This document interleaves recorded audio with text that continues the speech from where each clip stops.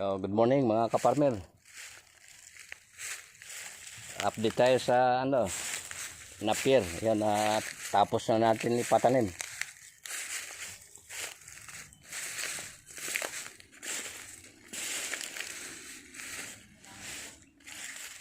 Ubus na. Yan problema. Biglang uminit.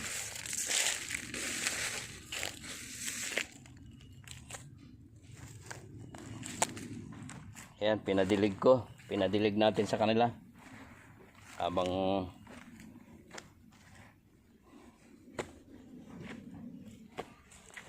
hindi umulan. Biglang uminit straight na 2 araw. So para hindi sila magdamdam, pinadilig natin. Mag-hi kayo. Ayan, yung karatig doon, yung mga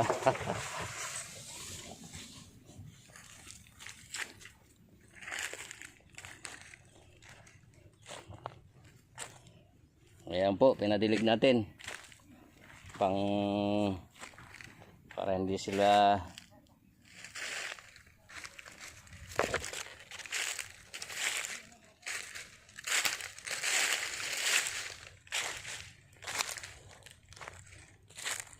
yan sumupang na nga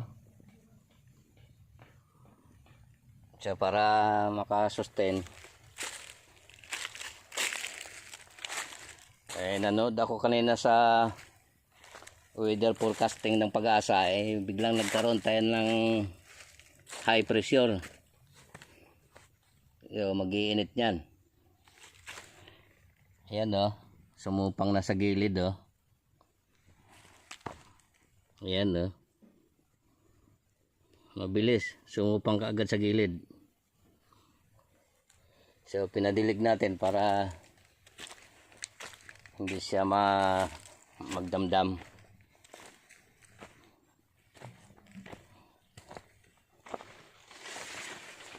Hindi naman magtatagal yan, uulan na ulit yan.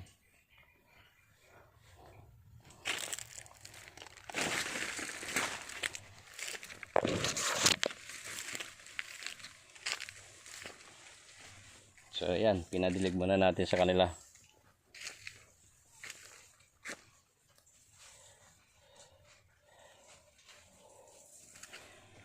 Gandahan mo ng dilig yung basa. Marami ba laman yan?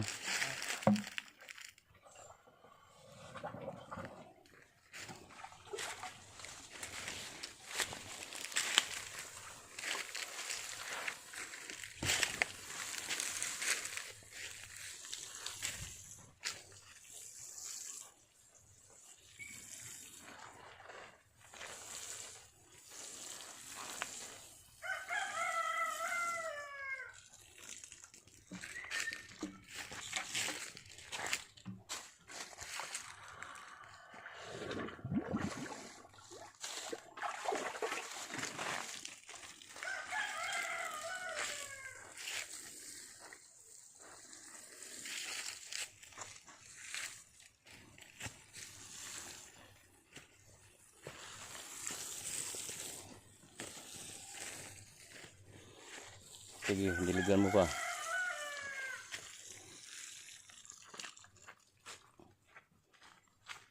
Balikan mo hanggang sa dulo.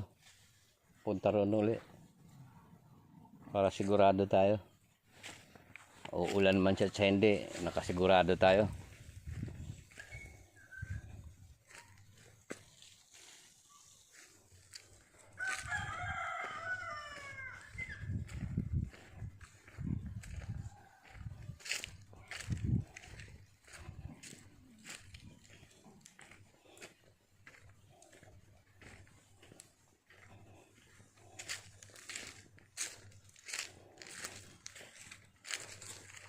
Nanigurado lang tayo mga kaparmer, biglang uminit kaya pinadilig natin.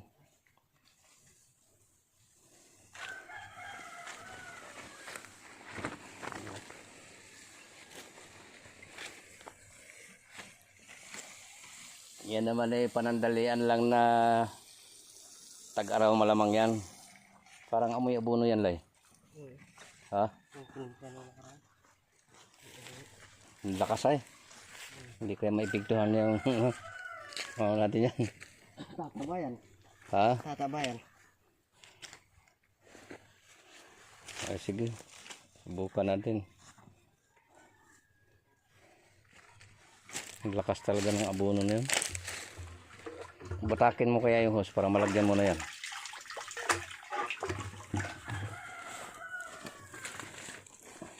Kasi dito kayo kukuha mamaya pandilig dun eh. Masyadong malakas yan, Lay. Baka hindi makatulo yung ugat. May abot ba dyan? Pero abot, di ba? Nanalagyan ni Bubot yan dyan eh.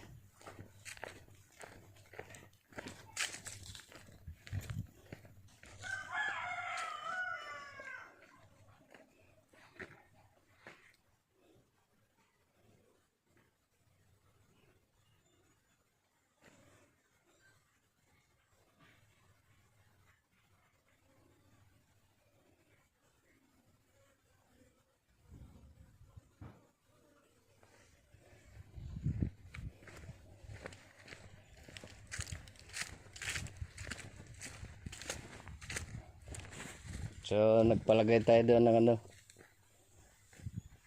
Hinihila lang yung hose papunta ron sa isang drum na yun.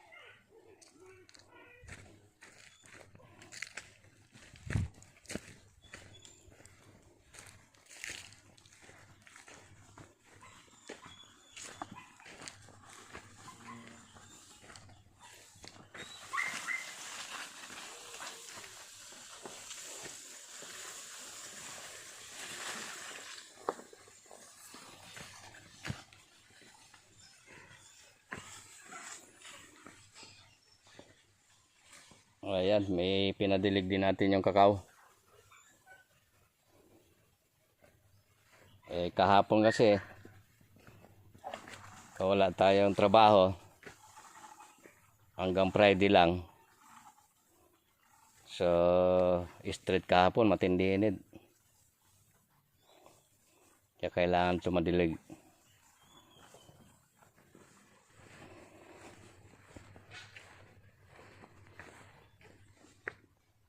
Ulitan na lang ng sprayan dyan sa hapon.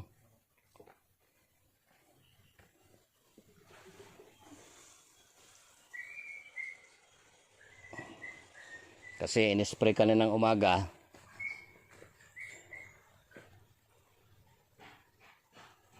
Ay hindi pa ako dumating kanina, maagang nag-spray dyan.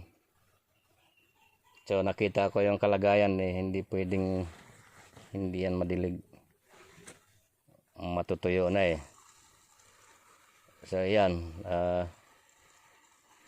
operasyon dilig muna tayo ngayon.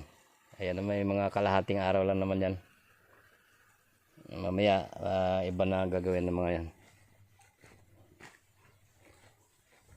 Pati yung napir yan dyan, Jun. Diligin mo rin yan dyan ha. Mamaya kunin niya yung konsumo nyo doon.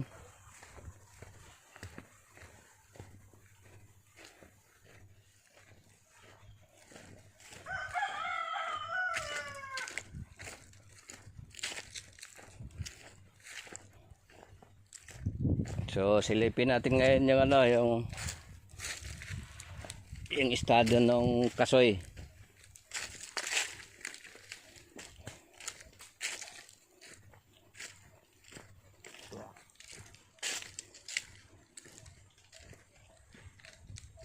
Baka kailangan din itong diligin.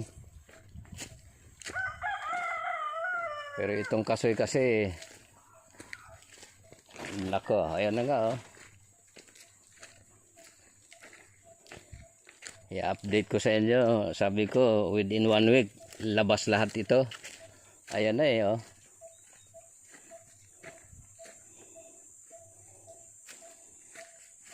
Yan na mga kaparmer, yung kasoy natin.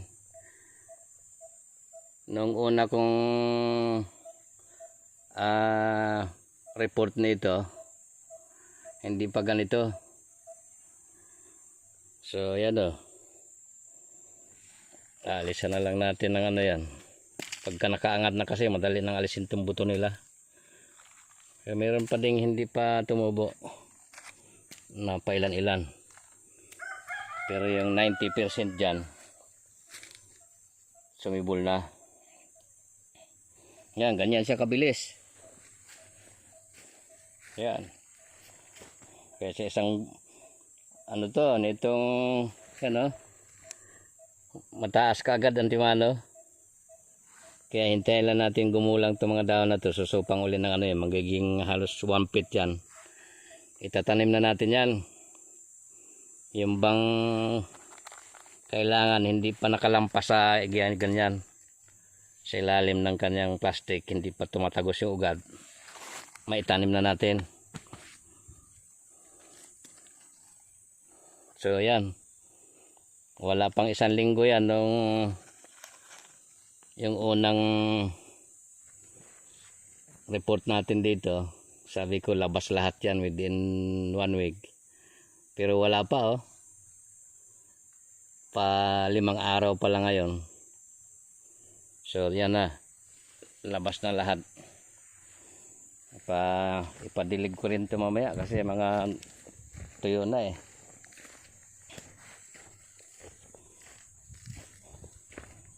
Yan na oh.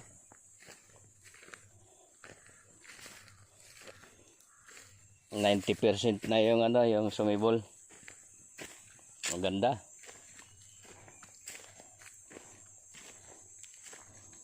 So, operation tanim na tayo niyan by ano, mga kalagatian ng June.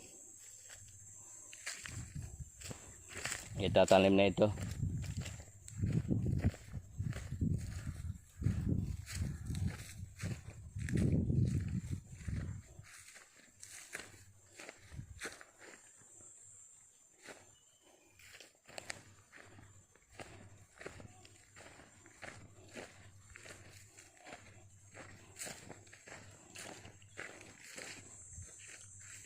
At sa sunod siguro by next year, itong area na to, ayan, medyo mahaba yan hanggang doon. So tama-tama na hindi yan nataniman tong portion na to. Pwede dito yung ano, kasi medyo malamig oh, malapit sa balite, may mga puno. Pwede rito yung kulungan ng baka. Kung sakaling mag-start tayo magbaka sa next year. Ito. Tama-tama pala. Kaya pala hindi ito nalagyan, nataniman.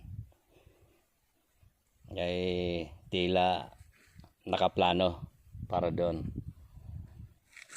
So maglalagay tayo ng ano dyan. Yung pinaka-tab nila.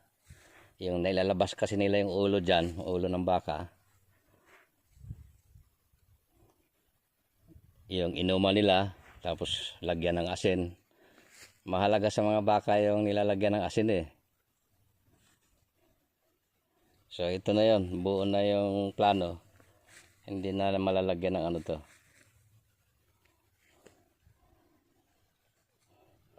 Kahit siguro maliit na lang yung plantasi rin natin doon. Ay kasi magagala na yung baka dyan.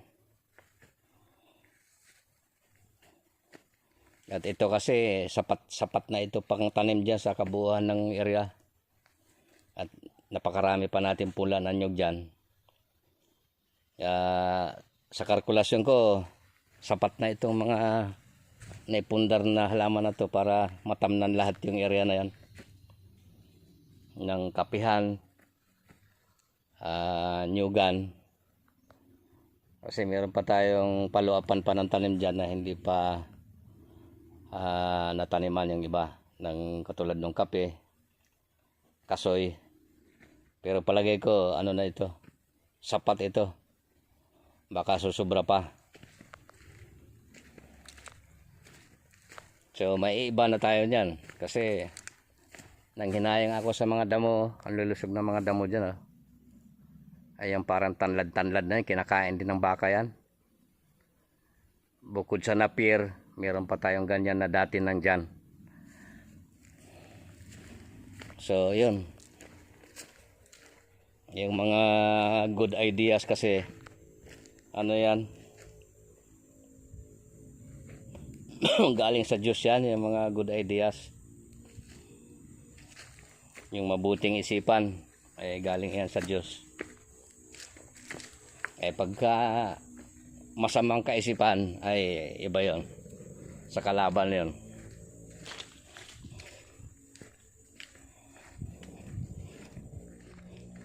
So yan, ay nako, napakaganda ng kape.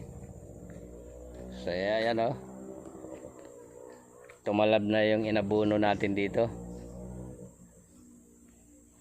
So may mga damo-damo na naman.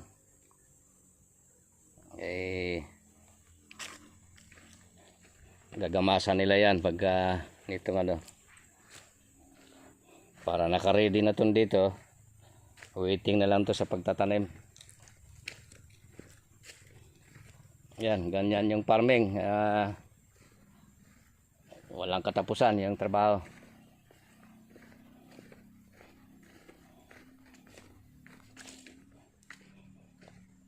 So tama lang na sa araw na to nagpadilig tayo. Kasi biglang nag-aliwalas yung yung paligid. Nagbabadya ng mag-iinit siguro yan. Sige mga ka-farmer, yun lang yung ating yung update natin dito sa operation sa farm. Maraming salamat sa panonood nyo, pagtangkilik nyo, at sana yung ibang mga newly viewers ni Tatang mag-subscribe po. Sige po, maraming salamat sa atin at magandang araw. God bless po.